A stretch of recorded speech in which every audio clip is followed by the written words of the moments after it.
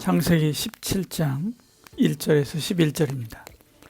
아브라함이 99세 때 여호와께서 아브라함에게 나타나서 그에게 이르시되 나는 전능한 하나님이라. 너는 내 앞에서 행하여 완전하라.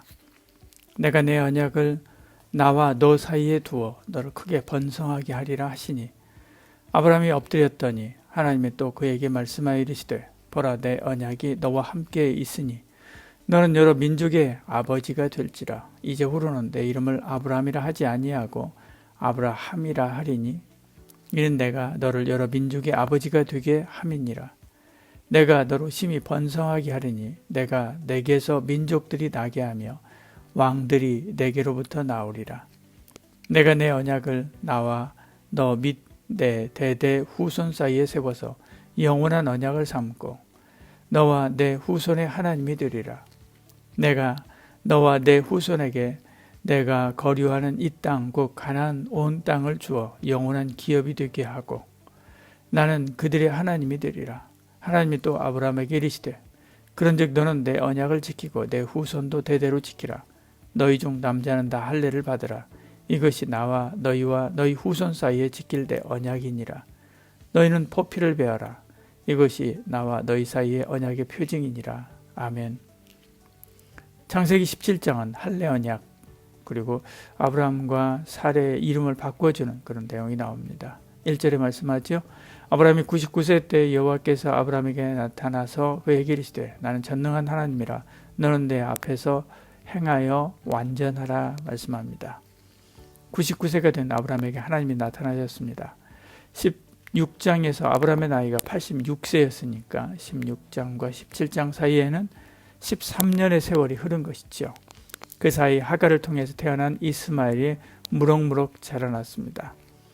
86세에 얻은 늦둥이가 얼마나 사랑스러웠겠습니까?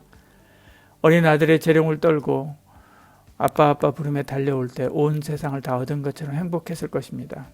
거기다 별다른 사건이 없는 평온한 시기였죠. 육적으로 만족할 만한 시기였습니다. 그러나 영적으로 보면 암흑기죠. 그는 이 시기에 하나님을 잊고 살았습니다. 사례를 통하여 후손을 주신다고 하는 하나님의 약속도 잊었지요. 이제 하나님의 말씀도 우습게 여깁니다. 17절에 아브라함이 엎드려 웃으며 마음속으로 이르되 100세 된 사람이 어찌 자식을 낳을까? 자라는 99세니 어찌 출산하리요? 이 말씀하지요. 믿음 없는 자처럼 되어버렸습니다. 그는 보이지 않는 둥구름 같은 언약이 아니라 그저 지금 내 앞에 내 손에 잡힌 사랑스러운 아들 이스마엘로 만족한다라고 말하고 있는 거죠. 18절에 아브라함이 이에 하나님께 아뢰되 이스마엘이나 하나님 앞에 살기를 원하나이다. 그의 마음은 하나님을 떠나고 있습니다. 하나님은 그런 아브라함의 상태를 잘 알고 있었죠. 그래서 1절에 완전하라라고 책망하시는 거죠. 1절의 말씀을 우리말 성경은 이렇게 번역했습니다.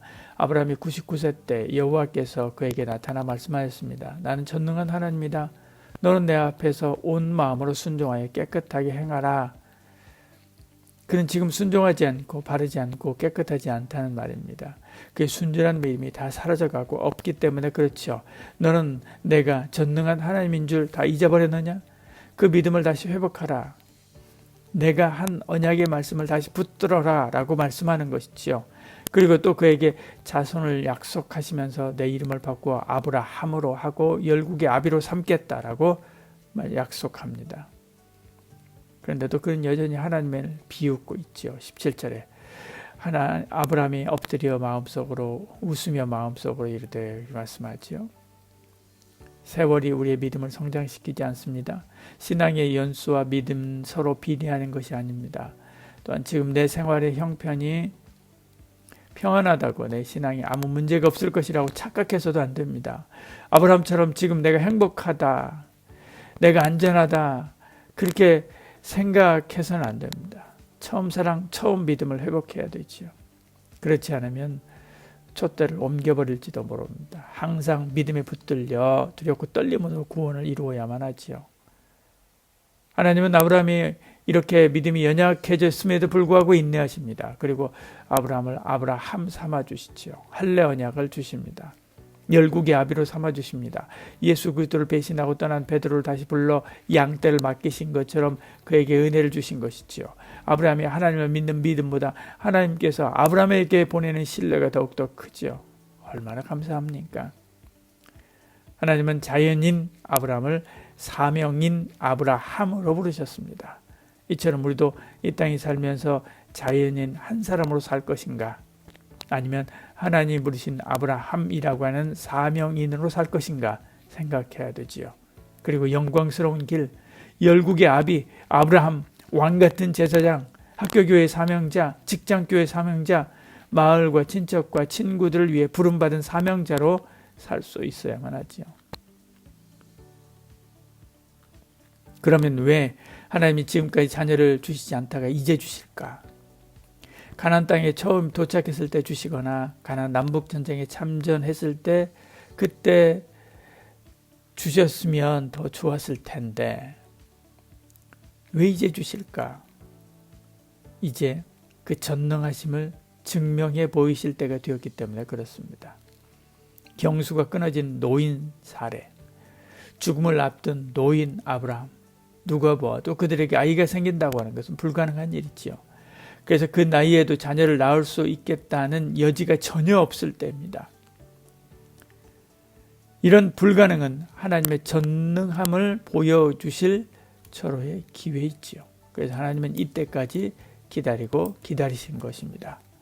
따지고 보면 지난 24년은 전능하신 하나님을 가르치시기 위한 준비기간이었다라고 해도 과언이 아니지요. 하나님의 전능하심은 우리의 믿음의 기초가 되기 때문에 그렇습니다. 그래서 성경 첫머리에 천지를 창조하고 그리고 천지를 지으신 전능하신 하나님을 우리에게 알도록 하시는 것을 보지요. 아무리 사랑의 하나님을 믿어도 하나님의 전능하심을 믿는 믿음이 없다면 불완전합니다.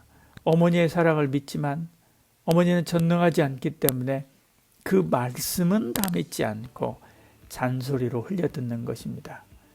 아무리 승리의 하나님을 믿어도 하나님의 전능하심을 믿는 믿음이 없다면 불완전하지요. 하나님도 이기지 못하는 강한 적이 있다면 끝까지 하나님을 의지할 수 없기 때문에 그렇습니다. 그러나 전능한 하나님을 믿는 성도는 강하고 담대하지요. 전능하신 하나님이 나를 도우시고 나의 능력이 되고 나의 힘이 되시는데 두려울 것이 무엇이 있겠습니까? 나의 연약함도 나의 부족함도 하나님의 전능하심이 도우시기 때문에 전혀 두려워하지 않습니다. 천만인이 나를 둘러친다 할지라도 두려워 떨지 않죠. 전능하신 하나님이 아브라함에게 씨를 주신다면 주시는 것이고 전능한 하나님이 아브라함을 열국의 아비가 되게 하신다면 되게 하시는 것이죠. 전능하신 하나님이 아브라함을 사랑하시고 그 능력으로 붙들어 주신 것처럼 저와 여러분도 붙들고 계시는 줄 믿습니다. 전능하신 하나님께서 그 모든 것을 붙잡으시고 우리와 함께 하시며 우리를 이끄신다고 하는 것을 믿고 나아가 승리하는 저와 여러분들을 축복합니다. 전능하신 능력의 도움으로 무엇이든 이기게 하실 줄 믿습니다.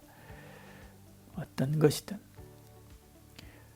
오늘도 주님 앞에서 모든 거 맡기고 의뢰하며 전능하신 하나님 의지하여 나아가 꼭 승리하고 좋은 열매 맺는 그런 삶을 살아가는 저와 여러분 되기를 축복합니다. 기도하겠습니다. 사랑이 많으신 우리 하나님, 우리는 부족하고 연약하지만 전능하신 하나님을 믿습니다.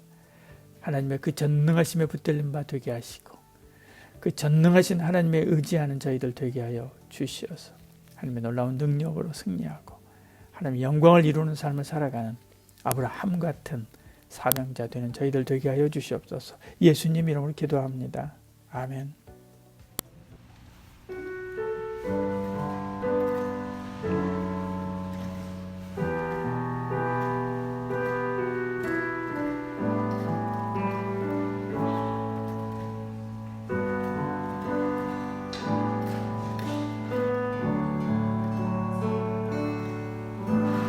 주의 사랑을 주의 선하심을 주의